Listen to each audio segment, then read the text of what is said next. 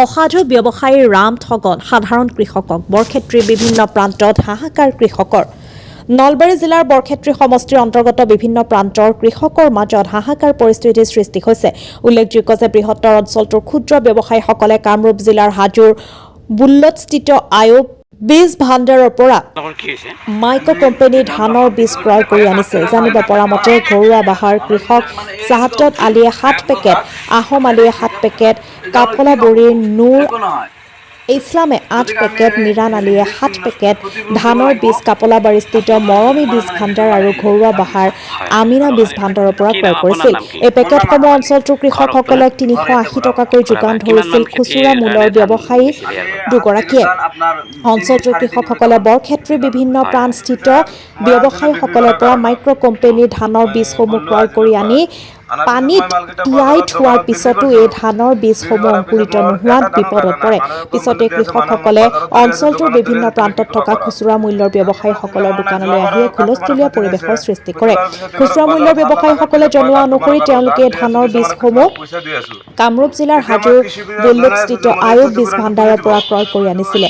ইতিমধ্যে ভুক্তভোগী ক্ষুদ্ৰ ব্যৱসায়ীসকলে তেওঁলোকৰ ধানৰ বীজসমূহ অংকুৰিত নোহোৱাৰ কথাটো পাইকাৰী ব্যৱসায়ী আইজুল আলীক জনাইছে যদিও পাইকাৰী ব্যৱসায়ীয়ে কোম্পানীৰ কথা কৈ বিষয়টোৰ সম্পৰ্কত গাইৰা দিয়াত ক্ষুব্ধ হৈ পৰিছে ক্ষুদ্ৰ ব্যৱসায়ীসকল। পিছে বৃহত্তৰ বৰক্ষেত্ৰী অঞ্চলৰ কৃষকসকলে অঞ্চলটোৰ বিভিন্ন প্ৰান্তৰ খুচুৰা মূল্যৰ ব্যৱসায়ীসকলৰ পৰা সংগ্ৰহ কৰা ধানৰ বীজসমূহ অংকুৰিত নোহোৱাত অভিযোগক লৈ দোকানে দোকানে ভিৰ কৰাত এতিয়া অঞ্চলটোৰ খুচুৰা মূল্যৰ ব্যৱসায়ীসকল বিমোৰত পৰিছে।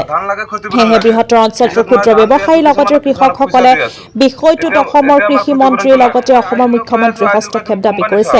আনহাতে সচেতন মহলে অঞ্চলটোত অসাধু ব্যৱসায়ী যধে মধে বিভিন্ন কোম্পানীৰ নিম্ন মানদণ্ডৰ ধানৰ বীজ বিক্ৰী কৰা পাইকাৰী ব্যৱসায়ীৰ লগতে অসাধু কোম্পানীৰ বিৰুদ্ধে বিহিত ব্যৱস্থা গ্ৰহণ কৰিবলৈ দাবী জনাইছে। নলবাৰীৰ পৰা চান্দৰ সহযোগত ৰিংকুৰাই চৌধুৰীৰ ৰিপৰ্ট, নিভাজ অসম লাইভ। মই আনিছিলো বিক্ৰী কৰাৰ কাৰণত মই বললো আজিলৰ পৰা আনাৰ পিছত মই মালকেইটা বজাৰত দোকানত বিক্ৰী কৰিছো। বিক্ৰী কৰাৰ পিছত মোৰ এটা দানো গাজা নাই। মানুহে কমপ্লেইন দি আছে, মানুহে মোক বজাৰত ধৰি আছে, দোকানত ধৰি আছে, তুমি কি কৰা কৰা।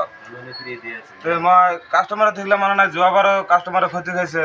ক্ষতি কৰাৰ পিছত এবাৰ বজাৰত হাল্লা লগাৰ পিছত মই কাষ্টমাৰক আৰু ধান দি আছো, কিছুমানক পইচা দি আছো। এতিয়া মই কৃষি বিভাগক জনাই আছো যে মোৰ এই ক্ষতিপূৰণটো কোনে দিব, আজি জল দিব না কোম্পানীৰ পৰা দিব, যোনে দিয়ক মোক দিব লাগে। কাৰ দোকানৰ পৰা আনিছে? মই বললো আইজুলৰ দোকানৰ পৰা আইজুলৰ পৰা আনিছে। মই কেছ পইচা কি নাম ধানটোৰ নাম কি? ধানটোৰ দাম মাইকু 5569।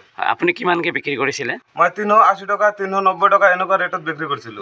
মোক 340 টকা দাম ধৰিছিল। হয় হয়, এতিয়া আপোনাৰ সহায় হৈছে। এতিয়া মোৰ যিকেইটা ধান 2 বেগ ধান আনিছিলো গোটাইখিনি ধান এনেকুৱা আপোনাৰ দোকানীবিলাকৰ আপোনাৰ তাকে আহিছে, মোৰ ফালৰ পৰা লৈছে, মোৰ ফালৰ পৰা মোকে ধৰছি তুমি কি কৰা কৰক, আমি কোম্পানীৰ চিনি নাপাওঁ, আমাৰ ধান লাগে, ক্ষতিপূৰণ লাগে। পিছত মই ধান দি আছো, কিছুমানক পইচা দি আছো।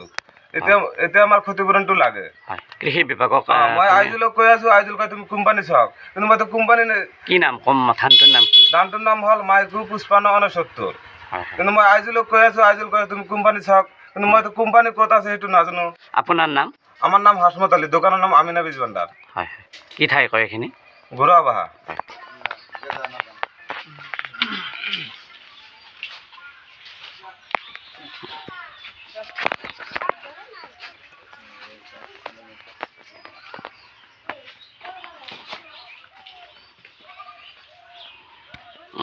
হ'ব।